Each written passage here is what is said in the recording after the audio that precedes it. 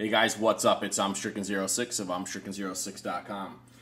And if you are not a subscriber of mine, hit that subscribe button and go check out my channel where I did a full detailed review on my Frankenstein build. And if you are a subscriber of mine, welcome back. Thank you for coming back. And today's video is going to be about the SureFire Warden and the possibility of a point of aim to point of impact shift with this on versus this off. So as the title of the video states, we are going to be discussing the SureFire Warden and any kind of point of aim to point of impact shift when you do put this device on a break or a flash hider. And here on my particular build, I have the War Comp, which is a flash hider only. I decided to research getting the War Comp because this will just project tons of gases into the dirt, and I live in the desert, so it's going to be creating a huge dust cloud right in my face. So to avoid that, I went ahead and got the the Warden. And the Warden, if you've never seen it, it's exactly the same as a suppressor. It works on all the SOCOM muzzle devices. You put it on, it goes on the lug. You put it on, and you can hear that ratchet. And that's it. That thing's locked in there. And I'll blast away on it while I'm doing any kind of low to the ground maneuvers. And then typically in the house, I'll just hit that button here, the release, and just remove it. And now I have a flash-free muzzle device. The point of this video is there's a great deal of discussion online regarding point of impact shift. So you zero your rifle perfectly to the 50-yard zero, 25-yard zero, 36-yard zero, whatever it is you got. And then you put the device on, and it could change that zero because it's redirecting gases through different porting. And that could cause trajectory issues on the round itself. A lot of people are discussing that anytime you put a compensator, silencer, or something like this on, it can happen. So I was a little concerned, and I went ahead and this weekend I did a 50-yard zero from a 25-yard zero. And I really wanted to see what the difference is going to be with this device and without the device. So here we have a 50-yard zero that I just quickly banged out with the device off. So this is just the muzzle device, just a flash hider. It is not with the Warden, it's without. So here we go. I usually start off right here, and then work out this way, and then come back this one, and then go that one. So you can tell my breathing's a little off on these. Usually first two are going to be good. So this is with just the flash hider. Now, I was really concerned. I really wanted to see what would happen with the Warden on.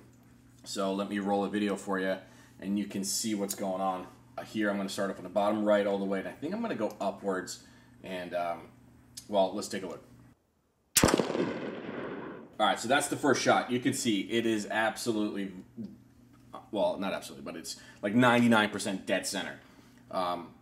And if you think about it, I zeroed the rifle in, you remember my target before, and now, with the Warden on, I'm still getting an absolute zero at 50 yards. Let's see what shot number 2 does. Shot number 2 is half an inch away, because you can see the grid is 0.5. So it is half an inch away. Still awesome, considering that a lot of people are discussing you're going to get 1 to 2 inch shifts. So let's see what shot number 3 does. And shot number 3 is smack dab in the middle of those first 2 shots. So we basically have about half an inch of a group, maybe 0.6. So we're looking at maybe 1 MOA at 100 yards. So we have 1 MOA after attaching the Warden. And we also had, if you remember, a basically 1 MOA with the Warden off. So I'm not getting any kind of point of aim to point of impact shift that is noticeable enough for me to be concerned. Okay, so I guess I went upwards. So we are about a hair outside of the white box. Operator error for a fact. I know I was rushing these shots, but we're about 1 inch away from the first shot. Okay, and shot number 3 in string 2 puts us half an inch away from the second shot.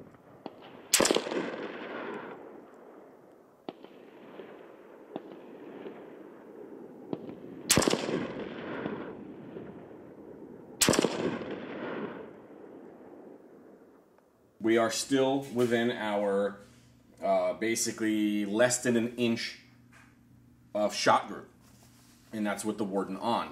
And if you take a look, that's exactly what we had without the Warden, where it's just a flash hider. So that to me, honestly, I don't even need to go any further, but that to me tells me I am not getting that that point of aim to point of impact shift with the Warden. I don't see it.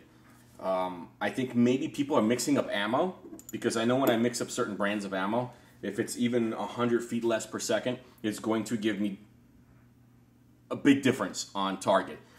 You know, if you're going to be zeroing a rifle, make sure that you're zeroing it with the same brand ammo. Don't zero the rifle with a mixture of ammo you don't know what, because some ammo, if you look at on the website, wherever you're ordering from, you'll see that they will vary. Even some of the greater, like more expensive brands, one expensive high quality brand could be 3,200 feet per second, the next one could be 3,100 feet per second, you know, give or take a little bit. That will make a difference. Also, if you zeroed your rifle and it was 85 degrees outside and you come back when it's 40, don't expect a perfect zero. Expect a slight shift. Well, what if you zeroed with just a flash hider on, and then you come back 6 months later and it's a different ambient temperature, and now you have the Warden on? You're going to get a different point of impact. But it's not the Warden that's doing it. It's the ambient temperature that's doing it. Also, if your first shot of the day, for example, goes, I don't know, dead zero, like perfect black dot, and then you say, hey, you know what, let me see what I get with the Warden on, and then you put the comp on, or the blast diffuser on, well, now the barrel's warm. And now the next bullet lined up that's been sitting there for a few minutes while you're getting your dot on target is warming up as well. So now the powder is warming up. It's probably going to go higher. That's not the Warden's fault. Second round on a cold barrel is typically going to give you a little different point of impact than the first one did. Cold barrel versus now a warm barrel, it's going to hit slightly different. Again, we're talking about ARs here. We're not talking about bolt action rifles that are a different beast. I don't see it. I kind of proved myself. I was really concerned. I was kind of doubting this thing at first. I read so much negativity about people getting these massive point of impact shifts.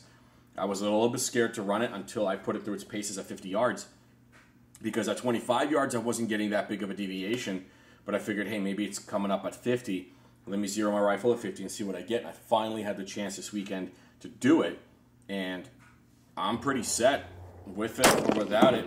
I'm still getting the same 1 inch shot group, generally within the area, within half an inch of where I want it. You know, I mean, if you take a look with this, I'm pretty satisfied. Again, operator error for sure. That's me. That's not the rifle. Because when I do my breathing right and I do the right trigger control, I can get some decent shot groups. I mean, these 3 rounds are touching each other.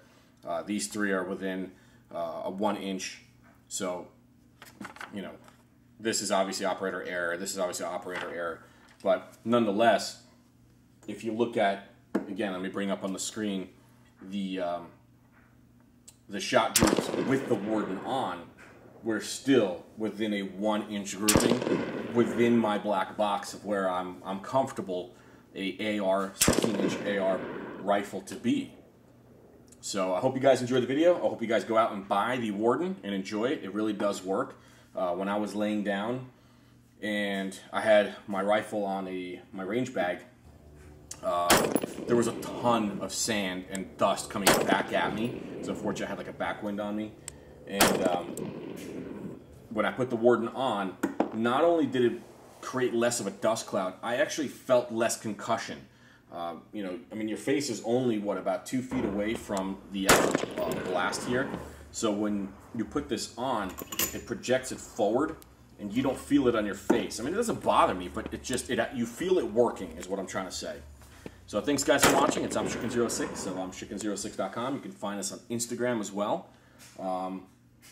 I hope to make some more shooting videos for you guys. Just, you can't make money on YouTube with gun stuff anymore. They kind of demonetize everything, so it just takes the logistics out of making these things.